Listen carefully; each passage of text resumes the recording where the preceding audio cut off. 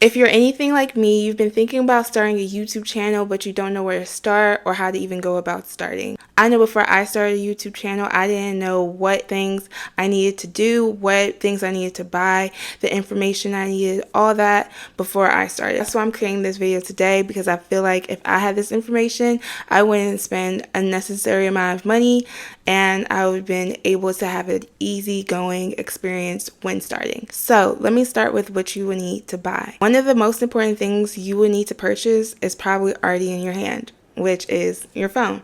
If you have a phone currently in your hand, you do not need a camera, especially if you do have an iPhone. I don't know how Android is. I know they do have really great quality cameras, so you can use that as well. But I have an iPhone, so I can give you more information regarding your iPhone. If you have an iPhone, you do not need to buy a camera, especially if you're starting out as a YouTuber and you are on a budget. You can use your camera and you could use the back of your camera. I know when I started, I did not know what settings I needed, all that information. So my quality was not that great. And just because your quality isn't that great, that doesn't stop people from watching your videos. People will watch your videos based off the content you give, if it's good, if it's great information, if it's entertaining. But like I was saying, you do not need to buy an expensive camera. With my iPhone, I use the back camera and I use cinematic mode. I use cinematic mode in the back camera instead of the front because it can give you the difference between this and this. As you can see, there's difference in lighting, the coloring, the quality in general. Sometimes I don't want to use the back camera because sometimes it is too much work to guess where I am and what I look like. You can purchase something so you could see the back of your camera. I am not going to do that. I might do that in the future, but personally not right now. But if you do not want to spend a whole bunch of money on a camera, like I said, use your phone camera and just set that up. People will watch your content if it's great. If you keep going, if you keep posting, people will watch your stuff. You do not need to spend a lot of money on a new camera. Do not let social media influence you on buying anything that you may not need. You do not need a new camera. But if you do want to get a new camera later on, after you've been consistent for a while and you're like, I've been consistent, I've seen the numbers, I want to try getting a better camera, then sure, get one. But as a starter pack and you do not want to spend so much money, you just want to test out the waters, I would suggest just using the back of your camera, cinematic mode. Perfect. The next thing I would say is a Vuhlandes light. I do use my vanity currently as my lighting, and I do have a ring light now.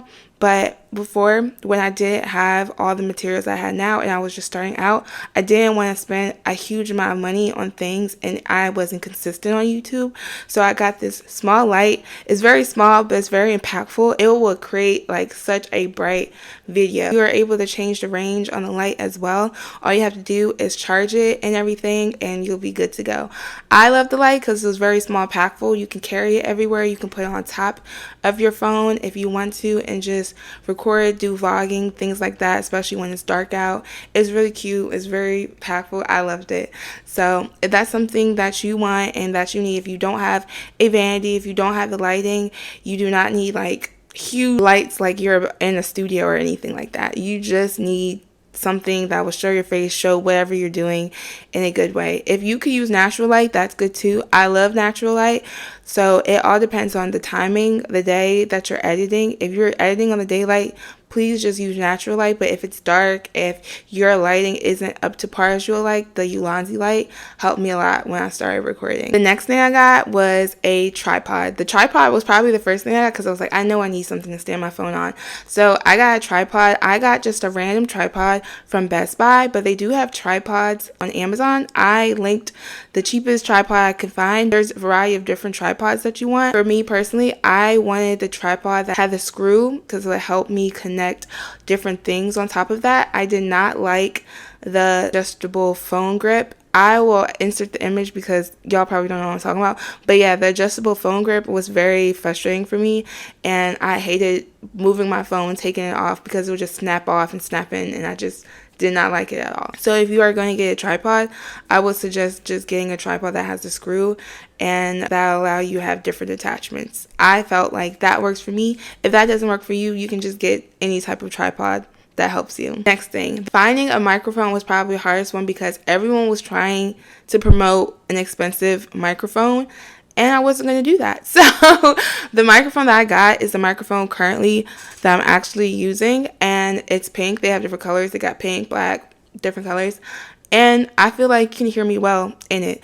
I know when I started out, no one really could hear my voice because I didn't realize I needed a microphone when talking in different certain places. I spent few amount of bucks because I was trying different type of microphones. I was trying the clip-on microphone. I hated that because it just muffled when I was like moving and people could hear that.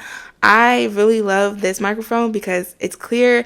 It has an attachment that you can put to your iPhone and you can just record through that and you can clearly hear. So this microphone is probably one of the best microphones, and it's just $30. It has like, there's a $2 off coupon right now, but after that it is $30, and I love it. You can hear yourself. It's not expensive and it works really well personally. So the last thing I would say that's a must-have when starting out creating a YouTube channel is a newer phone case. I currently love the newer phone case, and I think it's like the best thing to get if you're starting out, if you're a YouTuber. It's really good because if you have a tripod, if you have a ring light, instead of having that adjustable phone case that you insert and you grab and push in within your phone, with the newer phone case, you can put it in different angles. You can have the angle upward for when you're doing any TikToks, if you're doing any short videos, things like that, and you can adjust it horizontal if you're doing like horizontal style videos, anything like that, like YouTube, things like that.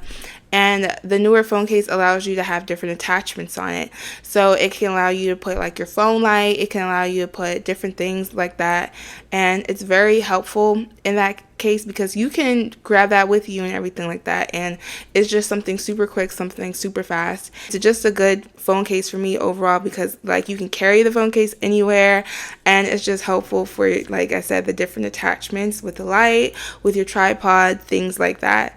So if you are definitely starting out, I would say purchase that. This is such a great purchase. I'm currently using it right now to this day because it allows you to put different it allows you to charge your phone while you are recording, doing things like that. I personally love it. So I would say this is probably one of the most important things to get when you are starting out on YouTube. So the next thing I would say for the apps to use, I use 2 apps when creating my YouTube videos. The first app I use is CapCut, and the second app I use is Canva.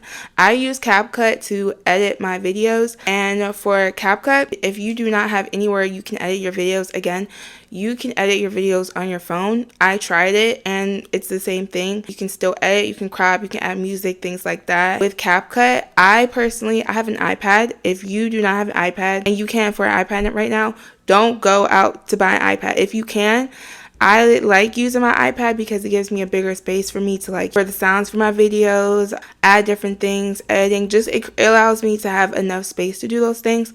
But if you do not have that, again, use CapCut on your phone and edit it through there.